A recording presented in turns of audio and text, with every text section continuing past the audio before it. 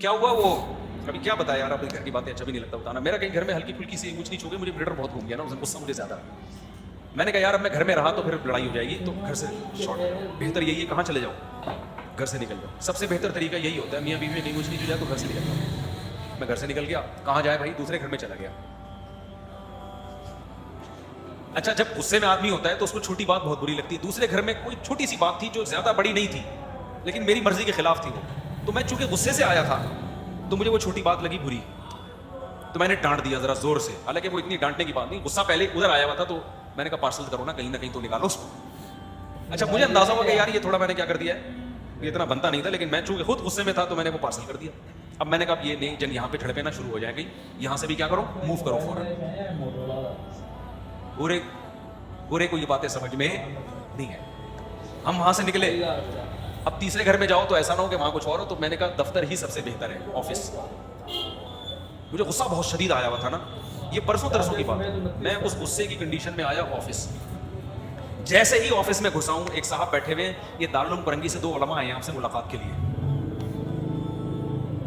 अब बेवक्त कोई बंदा आए ना, उससे हल्की को, और मुझे तो बहुत ज्यादा गुस्सा कि मैं रिलैक्स होने के लिए आया हूं और अभी मेरा दिमाग नॉर्मल कंडीशन में नहीं है। अचानक 2 बुजुर्ग शख्सियात मुलाकात के लिए आ जाएं तो आदमी पहले नॉर्मल होता है तो बात करता है ना किसी से। लोग तो वो तो बेचारे मौलाना थे, क्या कह सकता हूँ, बुजुर्ग नहीं थे, नौजवान मौलाना थे वो। मैंने कहा यार इनको सुनाओ टाइट किस्म की ना, कि भाई आप पहले टाइम ले लेते। आदमी हर वक्त एक जैसी हालत में नहीं होता, बेवक्त आप आके टपक गए। अब मैं जैसे ही अंदर घुसा हूं तो बंदे ने बताया कि ये 2 आए हैं आपसे मुलाकात के लिए। अब मैं फीकी तकल्लुफ वाली मुस्कुराहट, अस्सलाम वालेकुम, आपसे मिलके दिल तो चाह रहा था, वो बिल्कुल भी खुशी नहीं। ये मैं तो आया हूँ, थोड़ा जितना भी गुस्सा आ रहा हूँ ना उसको याद रखो, घर से निकल जाओ, आधा 1 घंटे बाद आदमी नॉर्मल हो जाता है। गुस्से की कंडीशन में वहां रहना बहुत खतरनाक। ये मेरा तजर्बा है, हमारे से ज्यादा किसका तजर्बा, आपका एक का तजर्बा होगा, हमने तो बहुत सारे तजर्बे हैं, होल सेल के हिसाब से तजर्बे हैं। मैं तो तजर्बा सेंटर खोलना चाह रहा हूँ। उसका उसूल ये है कि गुस्से में, क्योंकि आदमी जितना भी नेक हो, हम तो कोई बहुत नेक भी नहीं है, बहुत नेक तो दूर की बात है, तो कोशिश कर रहे हैं नेक बनने की। तो हम जैसों को तो भाई सीधी सी बात है, आदमी डर जाता है, अपने ऊपर कभी एतमाद नहीं करना चाहिए, गुस्से में कभी सही फैसले होते हैं इंसान से। तो मेरा तो उसूल ज्यादा आ रहा है, घर से निकलो भाई, जाओ बाहर जाकर, तो रिलैक्स हो जाता है, फिर उसके बाद नॉर्मल कंडीशन में आता है। और ये हर शख्स पर होती है, कोई ऐसा नेक दुनिया में नहीं है कि जी वो गुस्सा ही ना आता हो, बिल्कुल रिलैक्स ही रहता हो, ऐसा कुछ नहीं होता। अगर कोई ऐसा बोल रहा है तो पागल है, वो नेक नहीं है। तो मैंने क्या किया, मैं जब दफ्तर में आया हूँ तो 2 बैठे हुए, पगड़ी भी बांधी हुई, दाढ़ी भी उनकी, आपसे मुलाकात के सिलसिले में हाजिर। मुझे आया गुस्सा कि यार एक तो बेवक्त आ गए और मैं अभी रिलैक्स, मैं नॉर्मल कंडीशन में हूँ, मैं आपके सामने बैठ के कैसे बात करूँ। मैं बैठ गया क्योंकि मुझे लगा मैं जाऊँगा ये इनकी बेकरामी ना हो जाए। तो मुझे ख्याल हुआ कि यार अगर मैं बैठा रहा तो बेकरामी का ज़्यादा खतरा है। उल्टी बात कर दी ना इन्होंने, तो मैं इनको पार्सल कर दूंगा जवाब दिखा के। अभी मैं नॉर्मल नहीं हूँ। मैंने उनसे कहा मुझे एक बहुत ज़रूरी काम है, बड़ी मुश्किल से अपने आप पर काबू किया मैंने, बिल्कुल नॉर्मल था कि उनको पता ना चले। मैंने कहा मुझे एक बहुत ज़रूरी काम है, आप बैठे, मैं आता हूँ। उनको बिठा के, मुझे बेचारे गार्ड है ना हमारे, उनके कमरे में जाके मैं बैठ गया। आधा पौने घंटे में जब मैं रिलैक्स हुआ, अपने आप को ज़रा मैंने मसरूफ़ किया दूसरे कामों में, यूट्यूब पे कोई वीडियो देखी, कोई प्रैंक देखा, कोई मज़ा, आजकल तो अजीब चीज़ें आ रही हैं मार्केट में। थोड़ा जब मैं रिलैक्स हो गया और मुझे अंदाज़ा हो गया कि अब वो बिल्कुल आसार ख़त्म हो गए, फिर मैंने उनको बुलाया, किस सिलसिले में हाजिर हुए। अब आप समझोगे, बड़ा मज़ेदार वाक़या है। उनमें से एक मौलवी साहब, नौजवान मौलवी साहब, उन्होंने कहा मैं दूसरी शादी करके फंस गया हूँ, इस सिलसिले में हाजिर हूँ। मैंने सोचा इसको मैं क्या समझाऊं कि मैं अभी फंसा हुआ, तो अभी तो निकला हूं मैं थोड़ी देर पहले, अभी मैं खुद फंसा हुआ था। यही तो हुआ मेरे साथ। एक में क्या टेंशन है भाई, ये मसाइल तो 2-3 जब होंगी तो कुछ ना कुछ तो होगा ना, क्या ख्याल है? एक वाले को क्या पता है यार, जब 2-3-4 हो तो कुछ ना कुछ तो भाई। जब शहद के छत्ते में मुंह धो के शहद पियोगे तो मक्खियां क्या करेंगी, काटेंगी। मुझे हंसी आ गई ना उसकी बात पे। मैंने कहा अगर इसको मेरी कंडीशन का पता होता ना कि तू मेरे से इस्लाह लेने के लिए आया है, मैं खुद फंसा हुआ था, कहते मैं फंस गया हूँ, कह रहे मैंने अभी किया और मैं क्या कर गया हूँ, फंस गया हूँ। तो और बेवा से की है, उसके बच्चे भी हैं, तो मेरी पहली बीवी ने नाक में दम किया हुआ है और ये हुआ और वो वगैरह वगैरह ना। तो मुझे हंसी आ गई ना उसकी बात पे। मैंने उससे कहा कि यार, यानी उससे कहा नहीं मैंने कहा और डर जाएगा बेचारा। तो दिल में मेरे ये था कि मैं खुद फंसा हुआ था, अभी थोड़ी देर पहले मैं निकला हूँ, मैं तो आधे घंटे से तो फंसा हुआ ही था ना मैं। اچھا تو کہنے لگے مجھے کیا کرنا چاہیے. میں نے پھر اس سے پوچھا. اب دیکھو میں اگر غصے کی کنڈیشن میں ان کو مشورہ دینا شروع کر دیتا تو صحیح مشورے نہیں دیتا. نارمل کنڈیشن میں اس لیے میں کہتا ہوں جب بھی آؤ نا ٹائم لے کے آؤ. ہر وقت ہر آدمی اس موڈ میں نہیں ہوتا کہ آپ اس کے سر پہ کھڑے ہو. لوگ بہت زیادہ اصرار کر رہے ہوتے ہیں. جا رہا ہے آدمی تھکا ہوا ہے, لوگ کھڑے ہو جاتے ہیں, نہیں آپ سے ملنا ہے, میں لانڈی سے آیا ہوں, میں فلاں جگہ سے ہوں. بھائی میں انسان ہوں یار, تو میں کیسے ہو سکتا ہے میں کوئی غلط بات کر دوں آپ سے غصے میں. تو ہر آدمی کی ہر وقت ایک جیسی کنڈیشن نہیں ہوتی. تو پھر میں نے کہا بتائیں کیا کہانی ہے. انہوں نے بتایا کہ جی میں نے تو بچوں والی بیوہ سے شادی کی ہے, میرے تو یہ ہو گیا, یہ ہو گیا, کھانا ہو گیا. ٹینشن لینے کا ہے ہی نہیں. کہہ رہے اب کیا کروں میں نے کہا اب آپ سب کو بتا دو میں نے کر لی ہے. کسی کے باپ میں طاقت ہے نا جو اکھاڑنے کیا کرے ایسی کی. وہ بیچارے نا ٹھٹرے ہوئے, گھبرائے ہوئے, ایسے لگ رہا تھا کہ قتل کر کے آئے ہیں اور پولیس پیچھے پڑی ہوئی ہے. میں نے کہا دیکھو آپ نے کام زندگی میں ایک ہی دفعہ بھی کیا ہے خاندانی. تو کہہ رہے ہیں ہوگا کیا. میں نے کہا ہوگا یہ کہ یہ ٹینشن رہے گی 6 مہینے. 6 مہینے کیا رہے گی ٹینشن. کہتے ہیں پھر کیا ہوگا. میں نے کہا پھر آپ کو ٹینشن کی عادت ہو جائے گی. میں نے کہا میرے ساتھ بھی ایسے ہی ہوا تھا, پھر مجھے کیا ہو گئی عادت ہو گئی. اب میں اس کو کیا کر رہا ہوں انجوائے. تو وہ بیچارے کہنے لگے یار کیا مطلب. میں نے کہا تھوڑی کم ہو جائے گی ٹینشن, اتنی نہیں رہے گی, لیکن اب یہ دماغ سے نکال دو کہ ٹینشن فری زندگی ہے. اب وہ چونکہ گھبرانے لگے کہ یار یہ کیا. تو میں نے کہا عادت ہو جائے گی آپ کو, ایسا نہیں ہے جو کنڈیشن اس وقت ہو رہی ہے نا وہ نہیں رہے گی. تو کہتے ہیں کیا فائدہ کچھ نہیں. میں نے کہا فائدہ بھی بہت ہے اللہ کے بندے, یہ تو ایک پہلو ہے نا, اس کے اور بہت سارے پہلو بھی تو ہیں. تو آپ کی دونوں بیگم آپ سے محبت بھی کریں گے انشاءاللہ, ایسا نہیں ہوگا. میری پہلی بیوی جا رہی ہے چھوڑ کے مجھے. میں نے کہا چلی جائے گی واپس آ جائے گی. اس کو آدھا میاں جانے سے غم ہو رہا ہے تو پورا میاں کیسے کسی کو دے سکتی ہے. وہ خود سوچو یار, آپ آدھا لڈو کاٹ کے کسی کو دے رہے ہو تو آپ کو تکلیف ہو رہی ہے, تو آپ تکلیف سے بچنے کے لیے پورا لڈو اس کو دے سکتے ہو. میں نے کہا آپ کی فرسٹ وائف کو تکلیف ہوئی ہے کہ میرا آدھا میاں کسی اور کا ہو گیا, تو کیا غصے میں وہ بقیہ آدھا بھی دے دے گی اس کو. کبھی نہیں دے گی. وہ جائے گی 6-7 مہینے کے بعد, اس کو لگے گا میں تو میاں لیس ہو گئی, تو تھوڑا سا جو مل رہا تھا کم از کم وہ تو لو نا, اس لیے وہ 6 مہینے بعد واپس آ جائے گی. یہ انشاءاللہ میں آپ کو امید دلاتا ہوں ایسا ہوتا ہے, وہ 6-7 مہینے میں آ جائے گی واپس انشاءاللہ. باقی یہ کہ میں نے کہا انجوائے کرو, ٹینشن لے کیوں رہے, تھوڑی دیر کی ہوتی ہے ٹینشن, گھر سے باہر نکل جایا کرو, جب سیٹ ہو جاؤ تو واپس جاؤ. جب ٹینشن ہو تو 6-8 دفعہ ایسا ہوگا تو بیگم بھی سمجھ جائے گی بھائی یہ بات کرو ہی نہیں کہ بندہ ہی گھر سے چاٹ ہو جاتا ہے. وہ بھی تو تھوڑی سی اس میں بھی تو اللہ نے عقل دی ہوگی نا. تو میں نے کہا اس کی برکتیں. میں نے کہا ثواب کتنا کیا اگر اس بیوہ سے آپ شادی نہ کرتے, سوسائٹی میں وہ زنا پر مجبور ہوتی کہ نہیں ہوتی بتاؤ نا. اس کے بچوں کی کفالت نہ ہوتی, زانی بنتی وہ. یہ اور کیسے اس سوسائٹی میں کیسے بچ سکتی ہے ایک عورت. میں نے کہا وہ کام کیا جو پیغمبروں نے کیا ہے. حضرت ابراہیم علیہ السلام کی 2 بیویاں تھیں, ان میں بھی ٹینشن ہوتی تھی. ہمارے نبی کی 9 بیویاں تھیں. ایک دفعہ آپ صلی اللہ علیہ وسلم کا گھر میں اونچ نیچ ہوئی, آپ صلی اللہ علیہ وسلم اتنے پریشان ہوئے کہ گھر سے 1 مہینے کے لیے چلے گئے اور قسم اٹھا لی کہ میں اپنی کسی زوجہ کے قریب نہیں آؤں گا. 29 دن کے بعد واپس آئے ہیں. تو صحابہ نے کہا یا رسول اللہ آپ نے تو 1 مہینے کی قسم اٹھائی تھی. فرمایا مہینہ 29 دن کا ہے. ٹھیک ہے, مہینہ کتنے دن کا ہے, چاند نظر آ گیا تھا. فرمایا 1 مہینے کے تو 29 دن کا مہینہ ہے. تو ہمارے پیغمبر سے بڑا کون ہو سکتا ہے. اس کے بعد بھی آپ نے کہا کہ بھائی کبھی نبی نے ایسے کہا کہ میں نے 9 بیویاں رکھی تو میرا تو تجربہ ہے بھائی نہیں کرو اس زمانے میں, یہ بالکل بھی مناسب بولو نہیں. کبھی کہا نبی نے. فرمایا حبب الی النساء والطیب, اللہ نے میری نظر میں عورت کو محبوب بنا دیا ہے, یعنی نکاح کو. سب سے اٹریکٹیو چیز اللہ نے مرد کے لیے کس کو بنایا, عورت کو. بے شک 20 ٹینشنیں دے, خدا کی قسم اس کے بغیر گزارا نہیں ہے. وہ جو سکون ملتا ہے وہ ٹینشنوں سے زیادہ ملتا ہے. سمجھ میں نہیں آ رہی میرا خیال ہے بات. محبت بھی تو ملتی ہے, عورت جتنا شوہر سے محبت کرتی ہے اتنا کسی اور سے کرتی ہے محبت. یہ محبت آپ کو بیوی سے ملے گی کسی اور سے, اور لڑتی بھی تو محبت ہی کی چکر میں ہے. تو یعقوب علیہ السلام نے 2 شادیاں کی. دوسری بیوی کے جو پہلی وائف کے جو بچے تھے انہوں نے دوسری وائف کے بچے کو کنویں میں ڈال دیا یوسف علیہ السلام کو. کیسے خطرناک سائیڈ افیکٹ سامنے آئے نا دوسری شادی کے. کیا ہو گیا بھائی آپ لوگوں کو. یعقوب علیہ السلام کی جو پہلی وائف کے بچے تھے انہوں نے دوسری وائف کے بیٹے کو, سوتیلے بھائی کو اٹھا کے کہاں ڈال دیا, کنویں میں. کس قدر خطرناک سائیڈ افیکٹ سامنے آئے نا دوسری شادی کا. تو کبھی ملتا ہے میں یعقوب علیہ السلام نے اپنے بچوں کو کہا بھائی میرا تو تجربہ بہت خطرناک رہا, تم لوگ یہ کام نہ کرنا. سوتیلے بھائی ہوتے ہیں ان میں جیلی سے پتہ نہیں کیا کیا ہو جاتا ہے. نہ یعقوب علیہ السلام نے اس کے بعد بھی ایک اور نکاح کیا.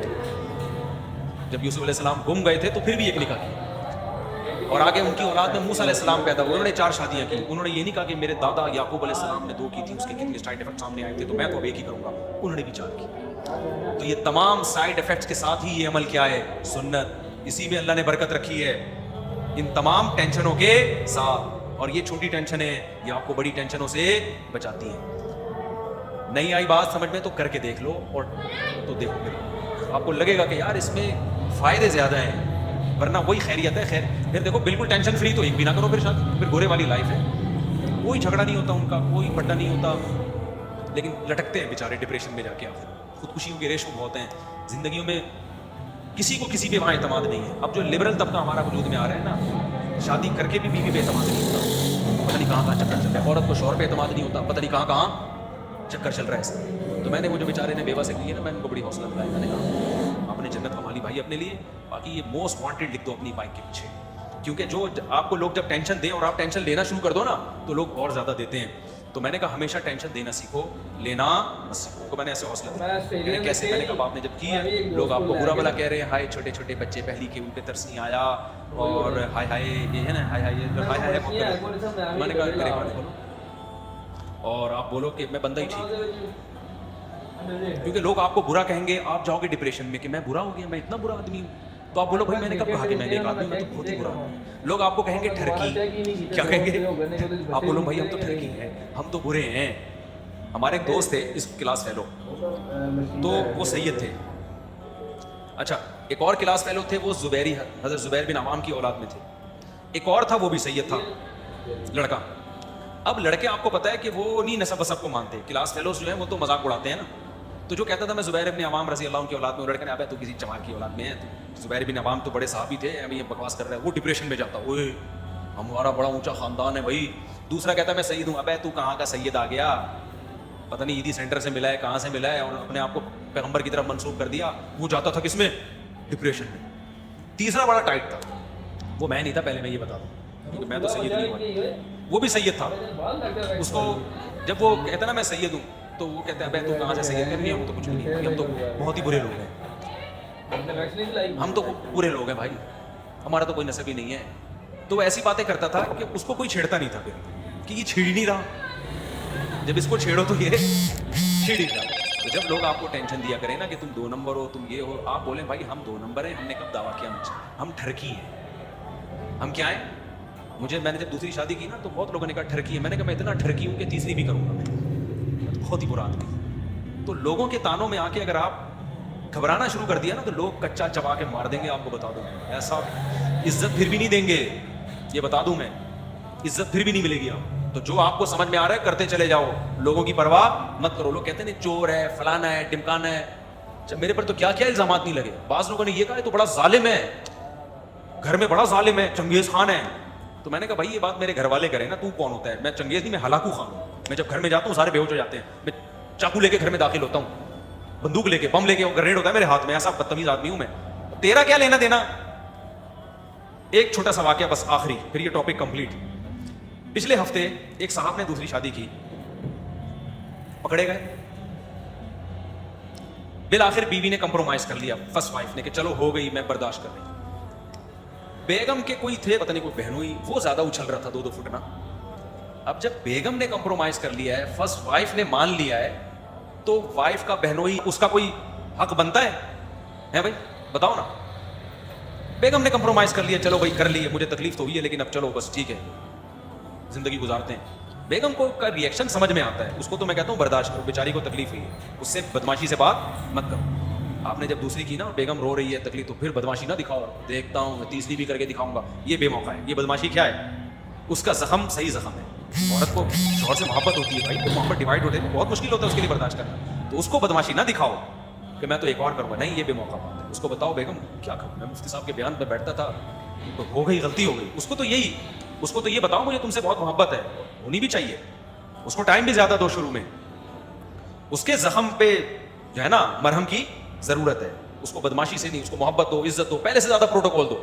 کوئی پڑوسی آ رہا ہے لڑنے کے لیے، اس سے بدماشی دکھاؤ کہ تیرا کیا. میں تو بدماشی سسرال میں نہیں دکھا رہا تھا، میں بدماشی اڑاس پڑوس میں دکھا رہا تھا جن کو تکلیف ہو رہی تھی دوسری شادی میں. تو اب کیا ہوا کہ وہ مجھے اپنی پوری کہانی نا انہوں نے سنائی. یہ 1.5-2 ہفتے پرانی بات ہے. کہنے لگے کہ میں جو ہے میں برداشت کرتا رہا، بیگم تو میری مان گئی، اس کو میں نے محبت سے سمجھایا، لیکن وہ آئے تو وہ انکل تھے، وہ انکل بھی یعنی کوئی جوانی انکل تھے وہ، تو وہ یہ کہ وہ بہت زیادہ کر رہے تھے، بہت زیادہ. جب انہوں نے وہاں تو مجھ سے بہت بڑی غلطی ہو گئی. کہہ رہے میں نے غصے میں ان کے تھپڑ لگا دیے کھینچ کے. حضرت میرا بالکل ارادہ نہیں تھا تھپڑ مارنے کا، اور بس میں کیا کروں. اور پھر ایسے آنکھوں میں نمی. اس کے 1 گھنٹے کی کتھا سنائی اس بندے نے. اور وہ تھپڑ کو فوکس کیا ہوا تھا اس نے کہ حضرت وہ میں نے بہت مجھ سے غلطی ہوئی, میں نے ایک تھپڑ, میرا ارادہ نہیں تھا. میں نے کہا کم بخت 1 گھنٹے میں تو نے ایک ہی ڈھنگ کا کام کیا کہ اس کو تھپڑ مارا تو نے, اور اسی پہ تجھے ندامت ہو رہی ہے. اس بندے کو میں نے اس طرح سے سمجھایا. میں نے کہا اس پورے گھنٹے میں ایک کام آپ نے ڈھنگ کا کیا, میں کافی دیر سے انتظار کر رہا تھا کہ تھپڑ کیوں نہیں مار رہے آپ اس کو. پونے گھنٹے کے بعد جا کے آپ نے اس کو تھپڑ مارا, جو پہلے پونے گھنٹے پہلے مار لینا چاہیے تھا. جب تیری بیوی راضی ہے تو وہ اتنا دور کا بندہ آ کے وہ تجھے سر پہ چڑھ رہا ہے تو تو بول رہا تیرا نہ لینا نہ دینا, نہ میں نے تیرے خرچے پہ کی ہے, نہ تیرا کوئی لینا دینا, تو کون ہوتا ہے مجھے سمجھانے والا؟ 2-4 منٹ سمجھاتا ٹھیک ہے, نہیں تو پھر کیا کرتا, میں نکل یہاں سے تو. میں نے کہا اس پورے 1 گھنٹے میں آپ نے ایک ہی تمیز کا کام کیا ہے, جو تھپڑ والا, اور اسی پہ آپ کو کیا ہو رہی ہے, ندامت. تو یہ آپ کا کام نہیں ہے. یہ 2 شادیوں کے لیے ضروری ہے پہلے سے تھپڑ تیار کر کے رکھو. تھپڑ سے میری مراد ضروری نہیں تھپڑ ہو, یعنی ڈائلاگ آپ کے پاس ہونے چاہیے. وہ ڈائلاگ یہ ہونے چاہیے بھائی کہ یہ اپنے خرچے پہ, لوگ کہیں گے ٹھرکی, بولے ہاں ہے, آپ کو کیا تکلیف ہے, اپنے خرچے پہ ٹھرکی ہے نا, آپ کے خرچے پہ تھوڑی ٹھرکی ہے. یہ بدماشی والا جب تک آپ کا اسٹائل نہیں ہوگا, آپ میں کانفیڈنس پیدا نہیں ہوگا, اور قوم آپ کو دبا کے سسرال بھی دبا دے گا. سسرال بھی ایک حد تک برداشت کرنا چاہیے, ذہن میں رکھو. ایک حد کے بعد جا کے پھر سسرال کو بولو بھائی آپ کس پہ رہو, اگر اپنا کماتے ہو, اپنا کھاتے ہو, اپنا کھلاتے ہو, سسرال بھی. یہ میں اخلاق کی بات کر رہا تھا. ظاہر ہے جس کا یہ اسٹائل ہوگا تو وہ بولیں گے یہ دینداروں کے اخلاق. تو بھائی ہر جگہ سلیمان علیہ السلام کا حدود سے بات کرنے کا اسٹائل کچھ اور تھا, ملکہ سبا سے بات کرنے کا اسٹائل کچھ اور تھا. شروع میں تو مسلمان صاحب نے ملکہ سبا کو بھی دھمکی دی تھی, لیکن جب پتہ چل گیا فرما بردار بن کے آ رہی ہے تو پھر بڑے اچھے اخلاق سے ملکہ سبا سے بات کی. ہمارے صوفی لوگ ہوتے تو وہاں بھی اعتراض کرتے کہ نامحرم سے بات کر رہے ہیں. کیا کر رہے ہیں سلیمان علیہ السلام, نامحرم کو بلایا انہوں نے اپنے محل میں. تو عجیب عجیب سے دینداری کے ہمارے ہاں معیار بن چکے ہیں, اس لیے بہت زیادہ اصلاح کی ضرورت ہے کہ بھائی سلیمان علیہ السلام نے اس نامحرم کو بلایا. اچھا یہ بھی اشکال ہوتا ہے, دیکھو جب سلیمان علیہ السلام نے کہا نا کہ اس محل میں داخل ہو جاؤ, تو ملکہ سبا نے اپنی پنڈلیاں کھولی. اس کو یہ تھا کہ یہ پانی ہے. تو ہمارے یہاں کے جو فنڈامنٹلسٹ قسم کے دیندار ہیں وہ وہاں بھی اعتراض کرتے ہیں کہ ملکہ سبا اپنی پنڈلیاں کھول رہی ہے, تو سلیمان علیہ السلام اس کو جیل کیوں نہیں بھجوایا کہ ایک نامحرم کے سامنے اپنی پنڈلیاں کھولیں. بھائی بات یہ ہے کہ یہ موقع نہیں ہے ان چیزوں کا. آج کل کیا کرتے ہیں, نامحرم کے سامنے پنڈلی عورت نہیں کھول سکتی, لیکن ہر جگہ نہیں علی المنکر کا موقع نہیں ہوتا. کون سی چیز بے موقع ہے, کون سی با موقع ہے, یہ جب تک آپ نہیں دیکھیں گے اس وقت تک تبلیغ آپ کے لیے جائز نہیں ہے. آج بعض دفعہ علماء کسی خاتون کو انٹرویو دے رہے ہوتے ہیں, لوگ اس پہ بڑا اعتراض کر رہے ہوتے ہیں نامحرم کے سامنے بیٹھے ہوئے ہیں. بھائی نامحرم کے سامنے بند کمرے میں جمع ہونا حرام ہے. نامحرم کے سامنے اوپنلی اگر کوئی بیٹھا ہے اور کسی مسلک سے بیٹھا ہے تو پردہ تو عورت پہ فرض ہے, مرد پہ تھوڑی فرض ہے پردہ.